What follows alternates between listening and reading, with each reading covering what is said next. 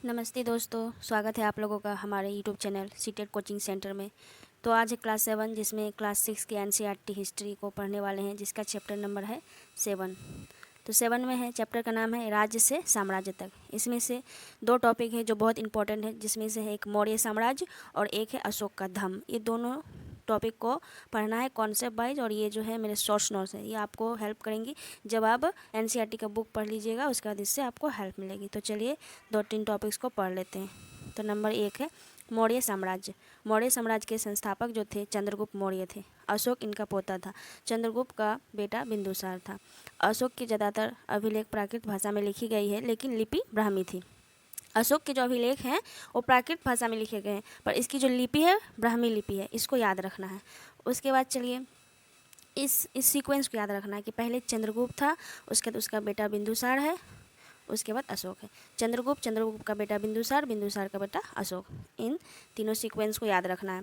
उसके बाद इसमें से बेसिकली यही याद रखना है कि मौर्य साम्राज्य का जो संस्थापक था चंद्रगुप्त मौर्य है, और चंद्रगुप्त मौर्य जो है अपना अभिलेख प्राकृत भाषा में लिखे हैं, पर लिपि इसकी ब्राह्मी थी।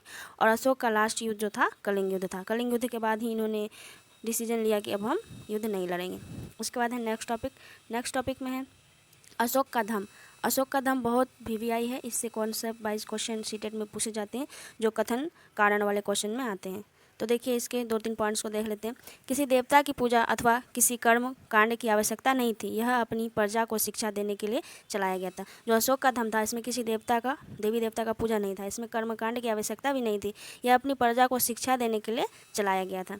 उसके बाद इसमें बुद्ध के उपदेशों का संग्रह मिलता है। जो अशोक का धम्म है, इसमें बुद्ध के उपदेशों का संग्रह मिलता है।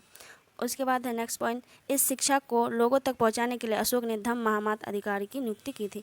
इस धर्म को लोगों तक पहुंचाने के लिए अशोक ने धम्म महामात अधिकारी की नियुक्ति की थी। उसके बाद चलिए नेक्स्ट पॉइंट को देख लेते हैं। नेक्स्ट पॉइंट में है अशोक के धम्म के विचारों को प्रसारित करने के लिए सीरिया, मिस्र, ग्रीस दूत भेजे थे। अशोक जो अपना धम्म का प्रचार प्रसार विश्व में करना चाहता था, इसके लिए उन्होंने अपने दूत को सीरिया, मिस्र और ग्रीस भेजे थे। उसके बाद है अपने पुत्र महेंद्र एवं पुत्री संघमित्रा को इसी कार्य के हेतु श्रीलंका भेजे थे। जो अशोक थे अपना पुत्र महेंद्र और पुत्री संघमित्रा को अपना बौद्ध धर्म अपना जो है अशोक का धम्म जो है उसको प्रचार करने के लिए श्रीलंका भेजा था, पुत्र महेंद्र और पुत्री संघमित्रा। उसके बाद चलिए नेक्स्ट कुछ पॉइंट है जो पिछले चैप्टर की है, और मैं इसको याद करने के लिए नोट्स कर ली थी, आप लोगों को भी हेल्प मिलेगी। देखिए कुंडल की गुफा जो है आंध्र प्रदेश में, यहाँ जो है राख का अवशेष मिला है। उसके बाद भीमबेटका जो है, इसमें शैल चित्रकला का उल्लेख मिलता है। उसके बाद अशोक का कलिंग युद्ध। अशोक का जो कलिंग युद्ध है, अशोक जो है मौर्य साम्राज्य का सबसे प्रसिद्ध शासक था। कलिंग तटवर्ती उड़ीसा का प्राचीन नाम है। अशोक ने कलिंग को जीतने के लिए इस युद्ध को लड़ा था। उसके बाद है नेक्स्ट पॉइंट, लेकिन युद्ध में खून खराबा देखकर उसने निर्णय लिया कि भविष्य में वो कभी युद्ध नहीं लड़ेंगे। कलिंग का युद्ध ही लास्ट युद्ध था अशोक का, और इसमें जो बहुत सारा खून खराबा हुआ, यही देख करके अशोक ने निर्णय लिया कि अब हम युद्ध नहीं लड़ेंगे।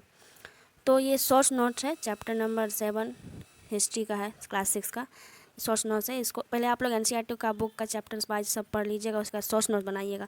और मेरे जो ये नोट्स हैं आप लोगों को अगर हेल्प करेगा तो आप लोग मेरे चैनल को सब्सक्राइब कर सकते हैं। धन्यवाद।